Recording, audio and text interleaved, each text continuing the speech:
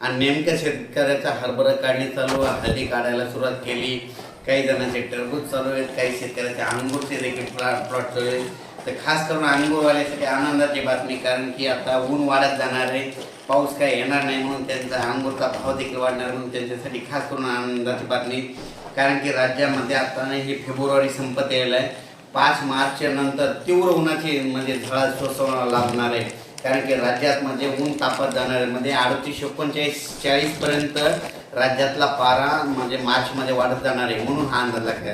पण राज्यातल्या सर्व शेतकऱ्याचा आता सध्या गहू काढणी चालू आहे, हरभरा काढणी चालू आहे आणि कांदा देखील काढून चालू आहे. तर त्या सर्व शेतकऱ्या आनंदाची बातमी, पाऊस काय येणार नाही त्याच्यामुळे काही चिंता करायची गरज नाही, म्हणून हा अंदाज सर्व शेतकऱ्यांनी घेतला घ्यायचा. उद्या 1 मार्च आहे, म्हणजे 1 मार्च 2025 आहे, म्हणजे राज्यात 10 दिवस म्हणजे कसलंच म्हणजे पावसाची शक्यता नाही, काहीच नाही. म्हणून फक्त राज्यात मात्र मला शेतकऱ्यांचे फोन आले, म्हणजे टरबूज खरबूज ज्यांच्याकडे त्यांचे असे फोन आले की आमच्या टरबूजाच्या प्लॉटवर आणि खरबुजाच्या प्लॉटवर आणि कांद्याच्या ह्याच्यावर मधमाशी येत नाही. तर त्यांना मी सांगितलं की जोपर्यंत रात्रीची थंडी कमी होत नाही तोपर्यंत मधमाशी येणार नाही.